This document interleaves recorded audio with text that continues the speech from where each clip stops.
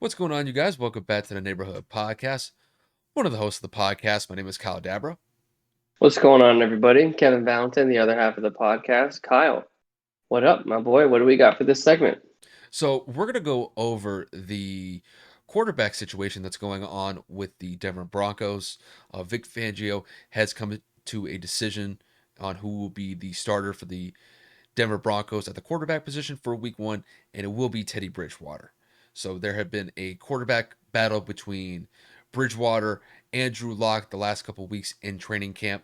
Vic Fangio had said at multiple times that the competition between both of the quarterbacks was very close at times, where in some instances it was neck and neck, and it did lead to a tough decision for Fangio. But he is siding with a little more experience with Teddy Bridgewater in this case.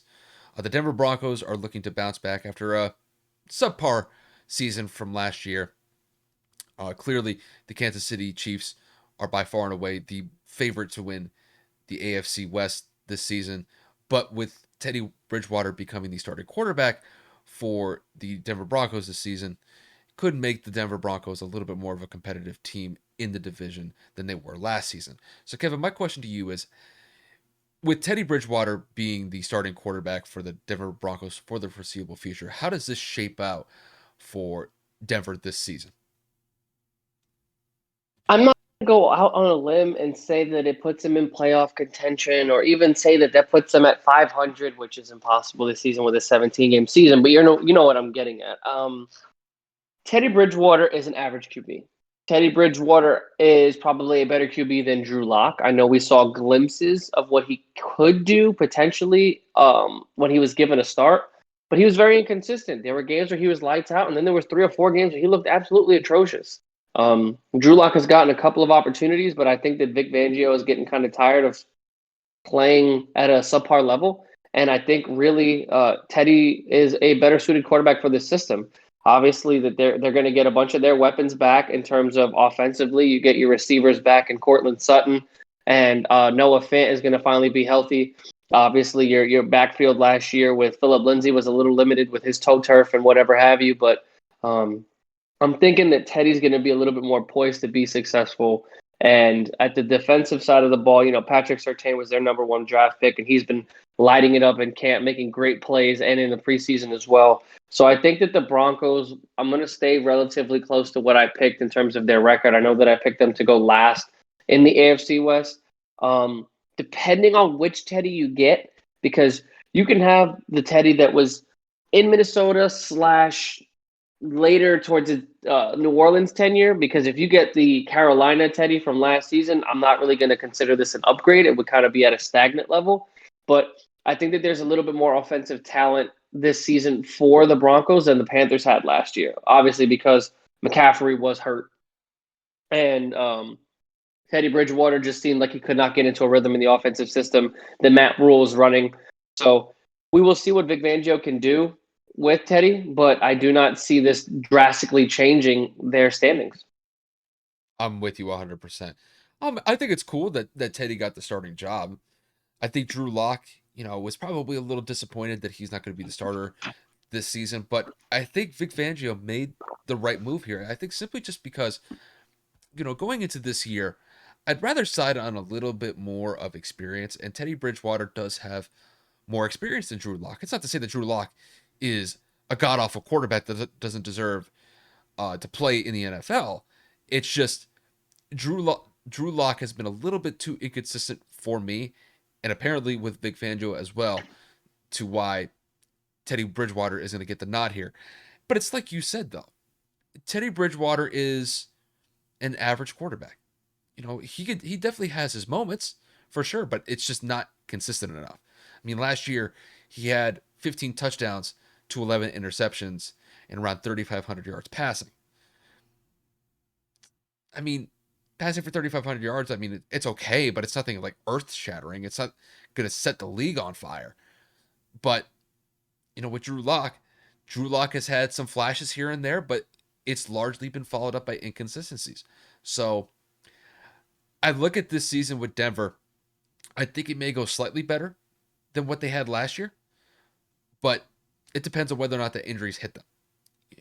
I do think that if Teddy just doesn't turn the ball over and is able to establish good connections with Jerry Jeudy, Cortland Sutton, and Noah Fant as his three primary targets, I Don't think forget Tim Patrick. Tim Patrick's pretty nice too.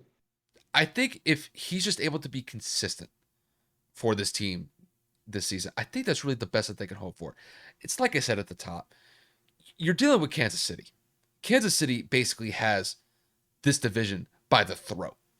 They got Patrick Mahomes that could just light up any defense that he goes up against.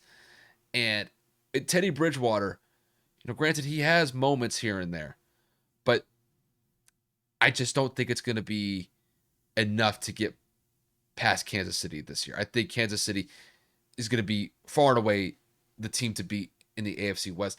I think Denver could be competitive up to a certain point with KC, but it's just not going to be enough to get past them. So, and not only that, you got to deal with the Chargers. The Chargers are hoping that I forget this kid's name. Justin Herbert. Thank you. I don't know I what do it what I is. can. I don't know what it is with me and Herbert. I just forget his name all the time. He's Herbert nice. Sherbert, bro. Herbert Sherbert. That's how I remember it. He's nice. So he's definitely He's gonna have fucking he's gross. he's definitely gonna have a solid year going into year two. And we got to see what happens with Oakland. Oakland is Vegas.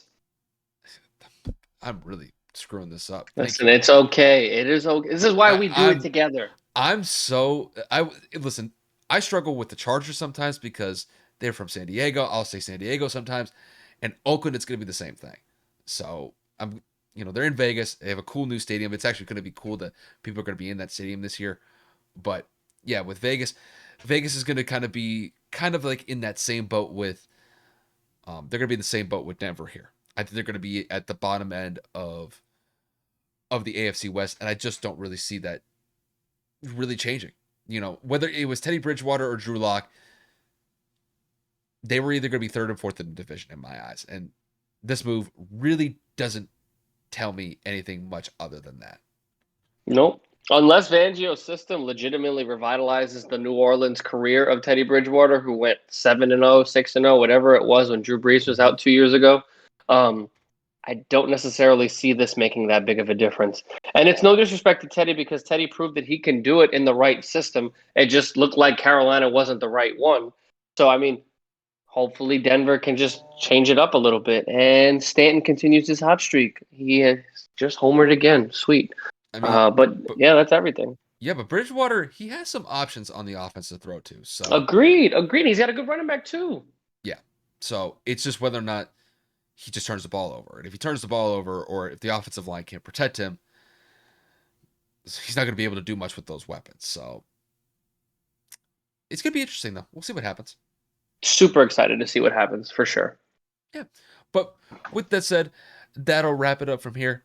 If you guys liked the video, hit that like button below.